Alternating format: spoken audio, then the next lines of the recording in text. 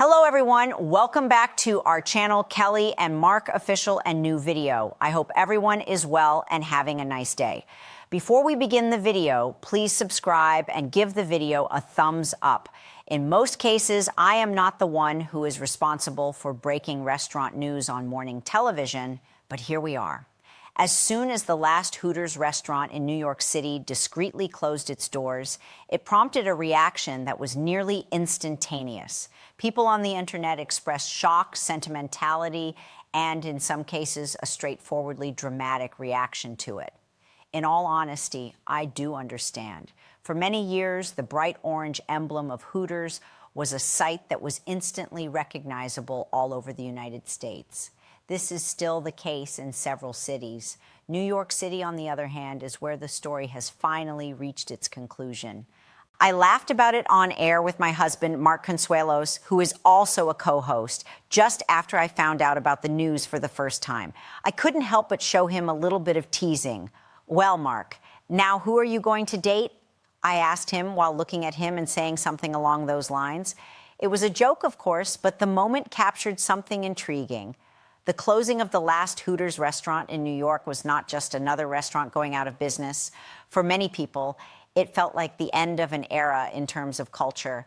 In addition, this reveals a great deal about the peculiar relationship that Americans have with locations such as this one.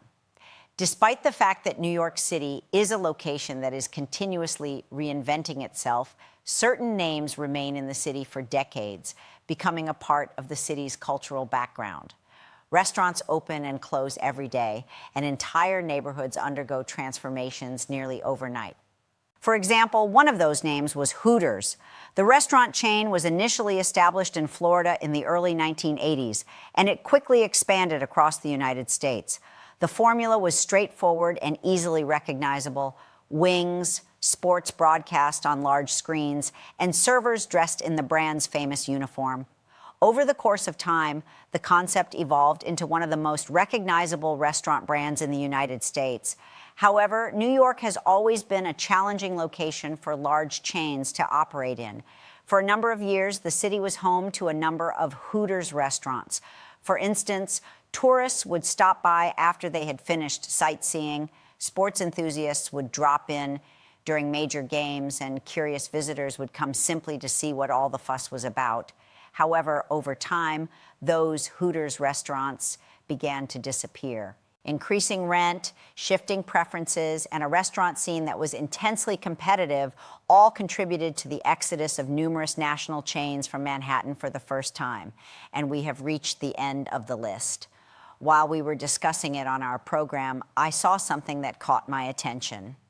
The reaction wasn't really about chicken wings, rather, it was about memories. People have a tendency to recall the circumstances surrounding their initial visits to establishments such as Hooters. Perhaps it was during a vacation to college, perhaps it was a birthday dinner with pals, or perhaps it was just a casual stop after a baseball game. Memories like these become inextricably linked to the brand itself. Consequently, the social media platforms were flooded with responses almost immediately after the closing of the last site in New York City. Few people were actually sad about it, while others were joking about it and others were feeling nostalgic about it. And I had to chuckle out loud when I read some of the comments. One person commented something along the lines of, "First the rent goes up, then the Hooters disappears. What is happening to this city?" Another individual shared a photograph that they had taken at the restaurant many years ago, and they said that it made them feel as like a portion of their youth had been lost. It goes without saying that not everyone was affected by the loss. It has been pointed out by a few individuals that the restaurant industry in New York has developed over the years. The city is teeming with new concepts, international cuisines, and smaller independent spots that attract enormous crowds. In such an atmosphere, a chain that is founded around a concept that has been there for decades may have difficulty being relevant. Nevertheless, it is impossible to overlook the fact that Hooters had a considerable cultural presence. This brand became a shorthand for a very specific aspect of the American dining culture, and it was included in a variety of media, including movies, television series, and endless jokes. Because of this, the conclusion has a symbolic quality. It is not simply about a single eatery. Rather, it is about the way in which cities evolve. In the restaurant industry, New York in particular, has been going through a period of transition. The high cost of rent has compelled many firms to reevaluate their business practices. And as a result, some chains have reduced their presence in the city, while others have stopped operating altogether. Even long-standing favorites in the community have had a difficult time surviving. When rent increases and customer preferences shift, even well-known companies can find themselves in a difficult financial situation. Restaurants operate on incredibly slim margins. Particularly in Manhattan, the cost of every square foot of space is extraordinarily high. For a business model such as Hooters, which necessitates the presence of huge dining areas and a particular kind of atmosphere, the management of those costs can become challenging. After then, there is the change in the culture of the consumer. When it comes to dining out, younger eaters nowadays frequently seek out something new. They are looking for one-of-a-kind experiences, small, independent eateries, and restaurants that have a sense of personalization. Large national chains often find it difficult to compete with this kind of enthusiasm. At the same time, people's perspectives on various aspects of branding and image have changed. Recent years have witnessed an increase in the amount of scrutiny that has been directed toward the Hooters idea, which was originally considered by many customers to be a lighthearted and harmless kind of entertainment. Critics believe that the brand reflects an antiquated approach to marketing and hospitality.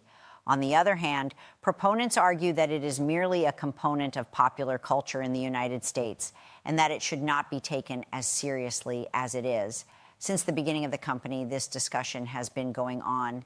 With that being said, regardless of what people think about the concept itself, there is no doubting the influence that the company had on the restaurant business. When Hooters had a surge in popularity throughout the 1980s and 1990s, it raised questions about branding, marketing, and workplace culture. It also encouraged a large number of people to create their own versions of the restaurant. It also got intricately connected to the culture of sports. If you were to walk into a Hooters restaurant during a huge game, you would find the walls covered in televisions, fans cheering, and trays of wings flying out of the kitchen.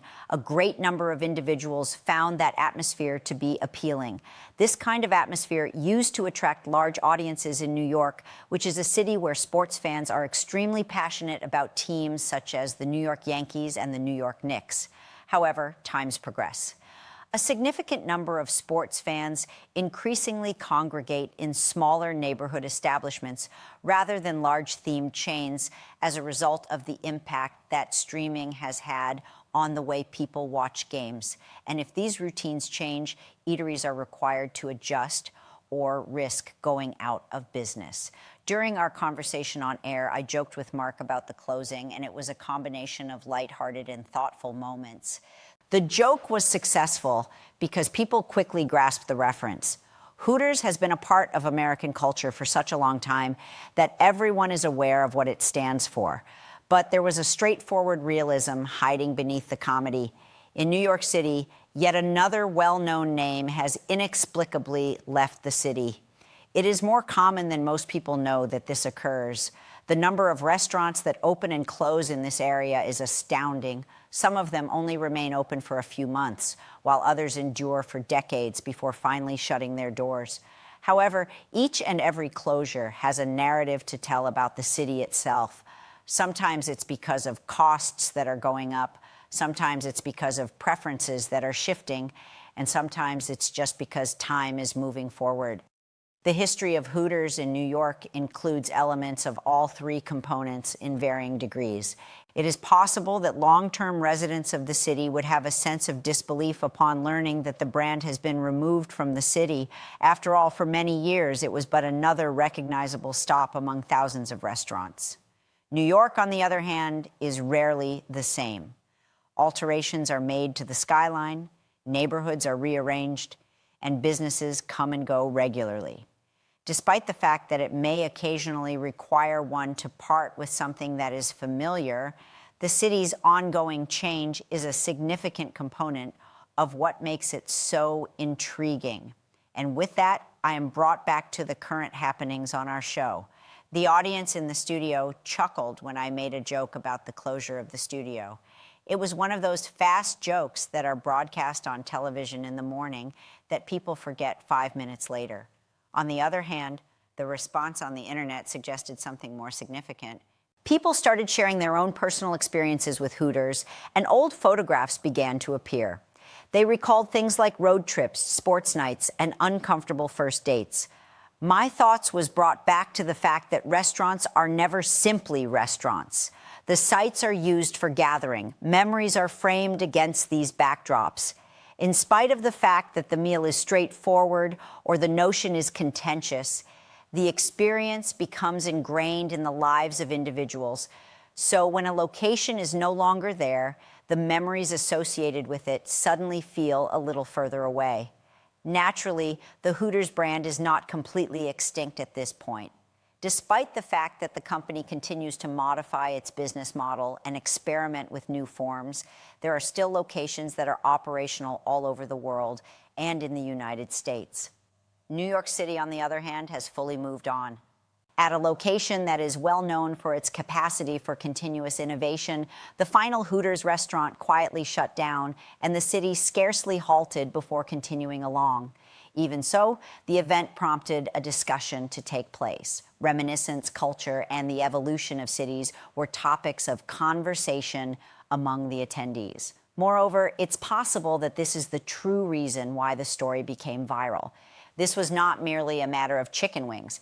It was about the sensation that a piece of American culture that was familiar to many people had disappeared from one of the most prominent cities in the international community. Regarding Mark, I assured him that he should not be concerned. More than 1,000 eateries are still operating in New York City. He will be okay in no time. I've been working in morning television for a long time, and one thing I've learned is that the most hilarious moments on live television can sometimes occur completely by chance. You come in with a plan, you have your rundown, and you know the stories you're going to talk about, but then something unexpected comes up, and all of a sudden, the entire studio is laughing. In the moment that we began discussing the closing of the final Hooters store in New York City, this is precisely what transpired. It was then that I realized I had the perfect opportunity to tease my husband and co-host, Mark Consuelos, a little bit. I remember looking over at him and understanding that I had to do it. I want to make it perfectly clear that when you work with your spouse on live television every single morning, teasing becomes an integral part of the job description. It is nearly hard to avoid doing it. And Mark is the person who understands this better than anybody else. I looked at him and asked with a very deadpan expression on my face, "Well, now who are you going to date?" when the news about the famous restaurant chain leaving New York City was brought up. There was an immediate outburst of laughing from the audience. Mark just looked at me as if he couldn't believe I had actually said it on live television. However, that's something that makes our program so entertaining because we don't take ourselves too seriously. The joke was based on the long-standing cultural reputation of Hooters, which has been known for decades for its wings, sports bar ambiance, and famously recognizable uniforms worn by servers. For those who did not catch the moment, the joke was based on this cultural reputation. It has been a component of popular culture in the United States since the 1980s. It is indisputable that the brand has been extensively acknowledged across the nation for a considerable amount of time, despite the fact that the notion is currently being debated by individuals. Therefore, when the last New York City location discreetly closed its doors, it rapidly became a topic of discussion on the internet. News sites reported it, and social media responded immediately. People shared recollections and jokes about the restaurant's disappearance from the city.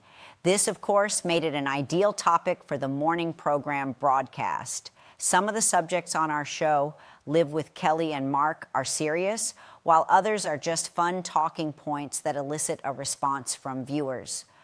Our show frequently combines news, pop culture, and ordinary conversation. It is quite evident that this one belongs to the second category. I stated to the audience that the last Hooters site in New York City had officially closed its doors, which meant that the brand no longer had a presence in one of the busiest cities in the world. This was brought up when we introduced the narrative. That in and of itself was fascinating. I couldn't help but inject a little bit of lighthearted marital humor into the situation, as it was inevitable that I would do so. Almost immediately, Mark made an effort to defend himself. The first thing he said was something along the lines of, "First of all, I don't know why you're looking at me when you say that." He leaned into the camera and stated this. The audience laughed even more as a result of that. "I'm just saying, a lot of people are very upset about this news. Especially you," I informed him. "I'm just saying something." The audience at the studio adored it. Due to the fact that we have been married for a considerable amount of time, the chemistry that exists between us is genuine. This kind of lighthearted back and forth has become a signature character of our program. There is no need to perform in any way. The difficulty lies, if anything, in working together to avoid embarrassing each other to an excessive degree before the first commercial break. We first became acquainted with one another in the 1990s while we were both working on the soap opera All My Children. For those viewers who might not be aware of our history, Mark and I have been together for almost 30 years. The two of us did not anticipate that the relationship we were having would eventually develop into a long-term partnership. On the other hand, here we are, all these years later, hosting a talk show together and still finding ways to make each other laugh. Because of this, moments such as the joke about Hooters are so successful. The audience is aware that the playful banter originates from a genuine, affectionate place and that it is an integral component of our relationship. After the laughing had subsided, Mark made an attempt to revert the joke so that it was directed at me. A statement along the lines of, "You know, I feel like you're projecting a lot here," was conveyed by him. I assured him, "No projection. I'm just worried about your social life now that one of your favorite spots has disappeared." I was referring to their social life. He laughed and shook his head in response. It was at that point that the audience once more applauded. Watching live television can sometimes feel like an uncertain experience. Nonetheless, the moments that viewers remember the most are typically the ones that are little and spontaneous. In point of fact, video excerpts of the conversation began to circulate on the internet almost soon after the episode was broadcast. A number of followers on social media expressed their appreciation for how natural the conversation appeared to them, stating that it brought to mind the fun taunting that occurs in their own personal relationships. Those who were not married just took pleasure in seeing a married pair joke about on television. It should come as no surprise that the story itself aroused a great deal of conversation. Many individuals were taken aback by the news that the final Hooters restaurant in New York City had closed its doors. After all, the city is well known for its enormous restaurant scene, which is characterized by the fact that practically every sort of food and concept can find an audience. On the other hand, throughout the course of the previous several years, a number of prominent businesses have reduced their presence located in Manhattan. The restaurant sector has been altered as a result of factors such as high rent, shifting trends in dining habits, and developing cultural expectations. Sometimes it is difficult for even well-known businesses to stay up with the changes that are occurring. The turnover rate of restaurants is quite high in a city like New York, where businesses are continually opening, closing, and reinventing themselves continuously. People are aware of the disappearance of a name that is easily recognized. In the case of Hooters, this is precisely what had occurred. Over the course of several decades, the brand continued to maintain a presence in the city. Visitors came to the location for the adventure, sports lovers came to watch games, and other individuals simply went there out of curiosity. However, the venues started to close down gradually, and we have reached the end of the list. During the course of our conversation on the podcast, I brought up how fascinating it is that restaurants can become cultural landmarks in their own unique way. When you hear the term Hooters, you probably immediately identify it, even if you have never eaten in a restaurant like that. Movies, television programs, and numerous other references to popular culture have all used it in some capacity. That was a point that Mark agreed with. According to what he said, the fact that certain businesses have been there for such a long time is the sole reason they are included in the national debate. Following that, I responded by saying, that is exactly why you must be experiencing a great deal of emotion today. Again, the audience laughed out loud. I walked right into that one, Mark stated as he lifted his hands and began to speak. It is precisely because of moments like this that live discussion shows continue to hold a certain allure. You never quite know what course a conversation will take, which is a significant difference from scripted entertainment. The humor comes from natural reactions rather than lines that have been planned out in advance. This genuineness is the objective that we strive for.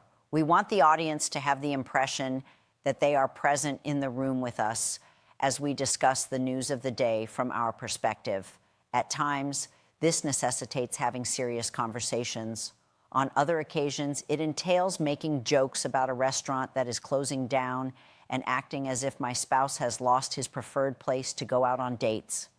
As a matter of fact, Mark is an exceptionally excellent sport when it comes to these matters. He's well aware that flirting with one another is a significant component of what makes the program exciting.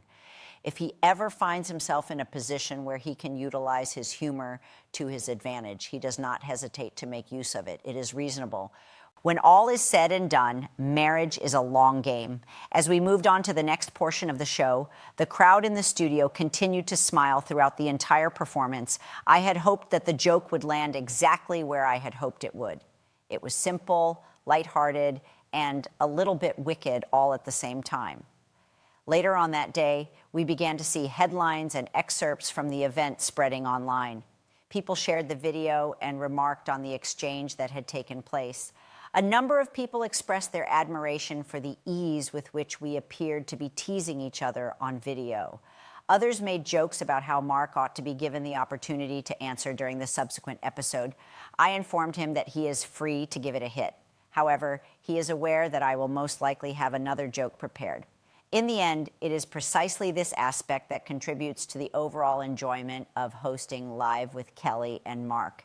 Each morning comes with it a fresh assortment of tales, conversations, and unexpected occurrences.